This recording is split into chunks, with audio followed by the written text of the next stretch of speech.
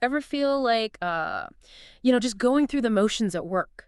Like that initial spark kind of fizzles out? Yeah. Well, Happens to the best of us. today we're diving into the core of what makes us tick. Motivation. Yes. Especially in the workplace. Especially at work. Yeah. It's more than just, work hard, get rewarded. Right. Today we'll be exploring 3 major theories 3 big ones, yeah. that offer a bunch of different perspectives on what really drives us. What really gets us going, yeah. First up, The classic. we've got Maslow's hierarchy of needs. Yeah. You've probably seen that pyramid. Oh, yeah, we've all seen that. We're going way beyond the basics. Maslow 2.0. I like it. Exactly. Then it's Locke and Latham's goal-setting theory. Yeah, this one is all about how the right kind of goals can, supercharge motivation. Interesting. And we've got the 5 key ingredients for success. Ooh, I like lists. But we've got lists for you. All right. And finally, This is a good one. we'll tackle Lawrence and Nohria's 4-drive theory, Ooh, which digs into those deep-seated, like primal. almost instinctual drives that Yeah. influence our actions. That we don't even realize are influencing our actions. So if you're ready to unlock the secrets of motivation, both for yourself and those you work with, Let's do it. let's get started. Okay. So, Maslow's hierarchy of needs. Yeah. Often oversimplified. Oh, really? Oh, yeah. I mean, yes, it's a pyramid Yeah. with those basic needs at the bottom, Huh? higher order needs at the top. But the real insight Okay. lies in understanding how unfulfilled needs drive behavior. Ooh, that's interesting. Yeah. Okay, so imagine you're constantly worried about your job security. Yeah. That fear, That anxiety. that unmet need for safety, Yeah. it's going to overshadow everything else. Absolutely. It's hard to be creative Yes. or take risks when you're in survival mode. You're just trying to survive. Yeah, That's it. exactly. And that's why truly motivating workplaces Right. go beyond just decent paychecks. Right. They create an environment where people feel safe, Mm-hmm. secure, Mm-hmm. and like they belong. But they're part of a team.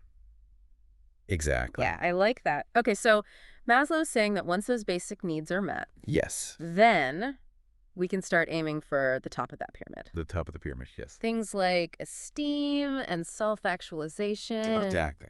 But how many workplaces actually focus on that? Well, that's the million-dollar question, isn't it? Yeah, it is. Think about it. A workplace that fosters esteem might offer opportunities for recognition, Okay. not just for hitting those targets, but for going above and beyond, for being a great teammate. Okay, I can see that. Yeah. And what about self-actualization? I mean, that sounds That was a little. pretty lofty for Monday morning. It does, doesn't it? Yeah. But it doesn't have to be. Okay. So imagine a company that encourages employees to take on projects they're passionate about, even if it's outside their usual, job description, Mm-hmm. or a manager who helps their team members identify and develop their unique strengths. I like that. Yeah. Okay, now I know Maslow's theory isn't perfect. Well, no theory is perfect. Right. It's been criticized for being a bit rigid Yeah. and lacking, hard scientific evidence. Mm-hmm. But But it's still a valuable framework. I think it is, yeah. It reminds us that motivation is about more than just those extrinsic rewards, like bonuses or promotions. Mm-hmm. It's about creating a work environment where people's deeper needs are being met, Okay. where they feel valued and empowered. Okay, so Maslow gives us this big picture framework, but Yeah. how do we actually translate those needs into action? Yeah. That's where goal setting comes in, right? That's exactly where goal setting comes in. Okay. Locke and Latham's goal setting theory is all about how the right T kind of goals Okay. can dramatically boost motivation and performance. Mhm. And it's not just about setting a and Y goal. Right. There are 5 key ingredients for success. All right, hit me with those ingredients. Right. What makes a goal truly motivating? Number 1, clarity. A Clarity. vague goal like improve customer satisfaction. Yeah. It's not going to light anyone's fire, Yeah. but a specific, Okay. measurable goal Mm-hmm. like increase positive customer reviews by 15% this quarter. Okay. That's something people can rally around. Okay, so it's It's like the difference between it's like the difference between wandering through a maze yes, and having a clear map. and having a map, yes. Exactly. Okay, what's number 2? Number 2 is challenge. Challenge. Goals should stretch people's abilities, Okay. but not be so daunting that they feel impossible. Right. It's about finding that sweet spot Okay. where effort meets potential. I'm thinking about those times when, like, I've been totally absorbed in a project. Yeah. Like, it was challenging, Yeah. but I knew I could pull it off. And that feeling of accomplishment Yes. when I succeeded, that's a powerful motivator. Yes. That feeling. Yeah. That's the good stuff. Right. All right, number 3, Number 3, commitment. commitment. Goals that are imposed from above often fall flat. Yeah, you don't really care. You're not really into it. But when people have a hand in setting their own goals, Okay. they're more likely to buy into them Okay. and work towards them with genuine enthusiasm. So it was about ownership, right? Oh, shit. Like, this isn't just your boss's goal. Exactly. It's your goal. It's your goal. Okay, I like that. Okay, number 4, What's number 4? feedback. Feedback. Regular constructive feedback Uh, keeps people on track, mm-hmm. helps them adjust their approach, Okay. reinforces that their efforts are being recognized, And it's not just about criticism. Yeah. Positive feedback is just as important. if not more so. Like hearing, "You're doing great, keep it up," Yeah. can be a huge motivator. It's huge. Yeah. Okay, and the final ingredient, number 5, Number 5, okay. task complexity. Task complexity. Breaking down big, hairy goals Uh-huh. into smaller, more manageable chunks Yeah. can make them feel less overwhelming Okay. and more achievable. So it's like, It's like writing a novel. oh, yeah. The idea of writing a whole book can be Yeah. paralyzing. Oh, yeah. But if you break it down Okay. into chapters, Yeah. then scenes, Uh-huh. then individual paragraphs, Yeah. suddenly it feels doable. Right. Like you can actually get it done. You can actually do it. I like that analogy. Now, even though Yeah. goal-setting theory is very effective, Mm-hmm. it's not without its limitations. No, theory is perfect, right? Right. What are some of the downsides? Some of the potential pitfalls. Yeah. One potential pitfall is getting so fixated on the goal itself that you lose sight of the bigger picture. Oh. For instance, imagine a sales team so focused on hitting their quarterly target Okay. that they start using aggressive, even unethical sales tactics. Yeah. They achieve their goal, Mm-hmm. but damage customer relationships in the process. So the motivation, like, The was coming from a place of fear and scarcity, Yeah. not genuine enthusiasm or a desire to actually help customers. Not really helping anyone. Exactly. Another challenge Yeah. is that goal-setting theory primarily focuses on conscious, Okay. explicit goals. Mm-hmm. But what about those deeper, Ooh. intrinsic motivations that we may not even be fully aware of? Okay. So we need a theory that addresses those deeper drives. Yes. Something a little more A little more primal. primal. I Yes. like where this is going. Oh, yeah. Okay. Tell me about these 4 drives. Okay, so the first drive is the drive to acquire, Acquire. Okay. the desire to obtain material goods, status, knowledge, experiences, Okay. basically things that enhance our sense of well-being. Uh-huh. This drive is like deeply rooted in our evolutionary past, Yeah, okay. when acquiring resources was essential for survival. So how does this play out in the modern workplace? I mean, it can't just be about hoarding staplers, right? No, definitely not about hoarding staplers. Mm. In a healthy work environment, the drive to acquire can be channeled into things like fair compensation, Okay. opportunities for advancement, or even recognition and praise for a job well done. So it's about feeling valued and rewarded for your contribution. Exactly. Okay, I like that. What about number 2? Number 2 is the drive to bond. To bond. Okay. This is about our innate need to connect with others, Okay. to form meaningful relationships, and to feel a sense of belonging. Again, this drive has deep evolutionary roots. Right. You know, our ancestors survived and thrived in groups, Right. not in isolation. So it's not surprising that we crave connection and belonging even at work. Even at work. Yeah. Like, think about those amazing teams you've been a part of. Yeah, Where everyone supported each other, absolutely. celebrated successes together, Yes, and even commiserated over setbacks. right. That's the drive to bond in action. That's it. Okay. Drive number 3. Drive number 3 is the drive to learn. To learn. And this is about our natural curiosity. Okay. Our desire to explore, understand, and master new skills and knowledge. Uh-huh. It's what pushes us to seek out challenges and to continuously grow. Right.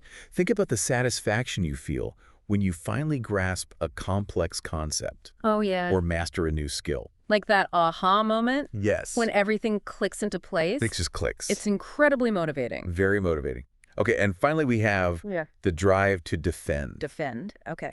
This drive is a little different. Okay. It's not something we actively seek out, Okay. but rather a reactive force that kicks in when we feel threatened or perceive injustice. Mm-hmm. It's what motivates us to protect ourselves, our loved ones, Yeah. and our values. So in the workplace, This drive. this drive might manifest as like speaking up against unfair treatment, Yes. challenging unethical behavior, or advocating for a safer and more equitable work environment. Exactly. Okay, so the key with the four drive theory. Is understanding how to channel these drives Yeah. in a positive and productive way. So instead of letting the drive to acquire turn into like cutthroat competition, Right.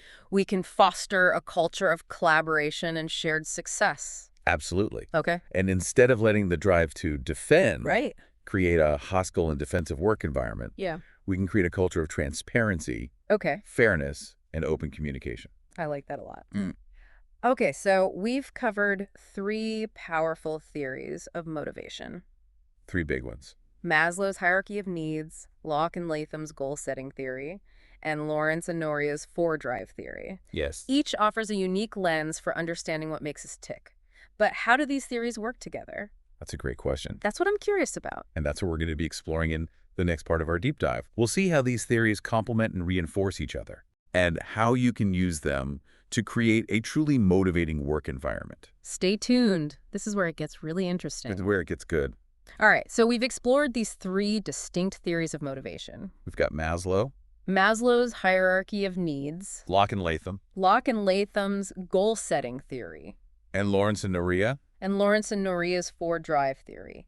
They each offer a unique perspective, A different lens. but they also, like, Can connect. in some ways. Oh, yeah, absolutely. They're not mutually exclusive, these theories. They're like different pieces of the same puzzle, Yeah. each contributing to a more complete understanding of what motivates us.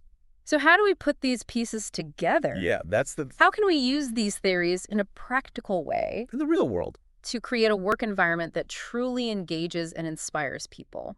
Okay, well, let's start with Maslow. Mm. Remember, he emphasizes the importance of meeting those basic needs. Mm-hmm. Physiological needs like food and shelter, Mhm. safety needs like job security, Mm. and social needs like belonging Okay. before those higher level needs for esteem and self-actualization Yeah. can even come into play. So it's like building a house. Exactly. You can't start putting up the walls and the Just roof that foundation. until you have a solid foundation in place. Yeah, so a workplace that neglects these basic needs. Okay. Maybe the pay is low, Mm-hmm. job security is uncertain, Yeah. or the work environment is toxic and unwelcoming, Right. is unlikely to foster true motivation. Like no matter. It doesn't matter how lofty the goals are, Right. how interesting the work is. Okay, so step one, Step 1, solid foundation. make sure the foundation is solid. Then what? Okay, so then that's where Locke and Latham come in. Okay. Once those basic needs are met, Okay. setting clear, challenging goals becomes incredibly powerful. Okay. Goals provide direction, Mm-hmm. focus our efforts, Yeah. and give us a sense of accomplishment when we achieve them. But as we discussed, not all goals are created equal. No, they're not. A goal needs to be specific, Measurable. measurable, challenging, challenge- and something we're genuinely committed to. You got to be bought in. Right.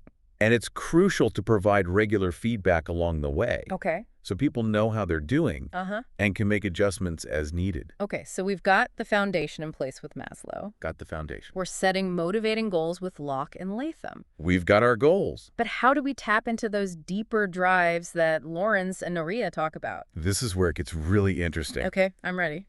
We can use their 4-drive theory to create a work environment that resonates with those innate human needs. Okay, walk me through it. How do we apply those four drives?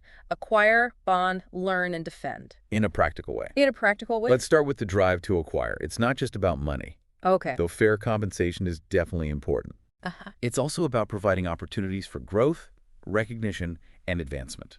So things like promoting from within, Exactly. offering professional development opportunities, Yes. and acknowledging people's contributions. Yeah, These all tap into that drive to acquire, right? they do. Okay. Now let's talk about the drive to bond. We can foster this drive How do we foster that? by creating a culture of collaboration, teamwork, and mutual support. Things like, Team building activities, yeah, social events, Mm. mentorship programs, anything that helps people connect with each other and Yeah. feel like they're part of something larger than themselves. that sense of belonging. Hmm. And don't underestimate the power of simply creating a welcoming and inclusive work environment Okay. where people feel comfortable being themselves Mm. and building genuine relationships. I like that. Okay, what about the drive to learn? Drive to learn. How do we create a workplace that nurtures curiosity and encourages continuous growth? Well, it starts with providing challenging and engaging work assignments Okay. that stretch people's abilities Uh-huh. and allow them to learn new skills. And it's about giving people the autonomy and support to take on those challenges. Absolutely. Like, no one wants to feel like they're being thrown into the deep end without a life preserver. No one wants to feel like they're set up to fail, Exactly. right? It's also important to offer opportunities for professional development. Okay. Training courses, conferences, Mm-hmm. mentorship programs, Mm-hmm. anything that helps people expand their knowledge and skills. And what about the drive to defend? Okay. How do we harness this drive in a positive way In a good way. without creating a culture of paranoia or defensiveness? Yeah. So the key here is to create a work environment that is fair, Okay. transparent, Mm-hmm. and trustworthy. Okay. This means treating people with respect, Right. providing clear expectations, Right. and offering open and honest communication. It also means having a system in place where people feel comfortable raising concerns or challenging decisions without fear of reprisal. Exactly when people feel safe and respected, Mm-hmm. they're more likely to channel their drive to defend into constructive actions, Okay. like speaking up against injustice or advocating for positive change. Okay, so if we can create a work environment If we can bring it all together, that addresses those basic needs for safety and belonging, the foundations sets clear and motivating goals, got our goal. fosters connection and collaboration, People feel like they belong, provides opportunities for learning and growth, always learning and growing, and operates with fairness and transparency, open and honest. we're well on our way to building a truly motivating workplace, right? We're well on our way. This is fascinating. You know what I'm wondering, though? What are you wondering? What about those times when we're just feeling stuck, Oh, yeah? unmotivated, and Oh. unsure of how to get our mojo back? Yeah, we've all been there. Like, how can we apply these theories to ourselves as individuals Yeah. to boost our own motivation Our own motivation? and find more fulfillment in our work? Well, that's a great question, and it's something we all struggle with from time to time. Yeah. In the next part of our deep dive, we'll explore how we can use these theories to become more self-aware, Okay. identify our own motivational drivers, and create a more engaging and fulfilling work life for ourselves. Okay. I'm already feeling more motivated just thinking about it. Don't miss the final part of our deep dive into the world of motivation coming up after the break. So we've spent this deep dive exploring what motivates us, from basic needs to Yeah. those like deep-seated drives. Those primal drives. Right. But what about, When motivation goes wrong, ooh, that's interesting. can it actually be harmful? It's an important question. Motivation, like any powerful force, has a shadow side. Oh. It can be misused, Okay. twisted, even weaponized. Okay, now I'm a little worried. Yeah. Give me an example. Okay. How could motivation actually be a bad thing? Okay, so think about those high-pressure sales environments. Oh. Employees are pushed relentlessly to hit targets, Okay. often incentivized by huge bonuses or the threat of losing their jobs. Right. That intense pressure can lead to burnout, Mm-hmm. unethical behavior, Yeah. even outright deception. So the motivation in this case The is coming from a place of fear and scarcity, Fear and scarcity. not genuine enthusiasm or a desire to actually help customers. Not really helping anyone. Exactly. Or consider those workplaces where competition is so fierce Oh, yeah. that it becomes toxic. Right. People are so driven to get ahead, Uh-huh. to climb that corporate ladder, Mm. that they sabotage colleagues, hoard information, Yeah. and engage in cutthroat tactics. That sounds awful. And it completely contradicts It really does. what we've learned about the importance of collaboration and belonging. It does. And it highlights the dark side of motivation, when it's used to manipulate, exploit, or pit people against each other. So how do we guard against this? That's the question. How do we ensure that our own motivations Right. and the ways we motivate others are ethical and constructive? It starts with awareness. Awareness. We need to recognize that motivation can be a double-edged sword. Okay. If something feels off, Yeah. if you sense that you're being pressured or manipulated, Mm-hmm. trust your instincts. Like you have a built-in BS detector. Yes. If a job offer sounds too good to be true, Yeah. or a manager's promises seem insincere, Mm-hmm. it's probably a good idea to proceed with caution. Absolutely. And beyond awareness. It's about examining our own motivations. Okay. Are we driven by a genuine desire to contribute, Okay. to make a positive impact, Hmm. or are we chasing external validation, All right. status, or material gain at any cost? It's like that saying, the ends don't justify the means. Exactly. Even if we achieve our goals, if we do it through unethical or harmful actions, Right. is it really a victory? I don't think so. I don't either. And when it comes to motivating others, Yeah. we need to be especially mindful of the power dynamics at play. Are we using our position to inspire and empower, Yeah. or are we coercing and controlling? It reminds me of something we discussed earlier, What's that? the drive to defend. Yeah. If people feel threatened or unsafe, Yeah.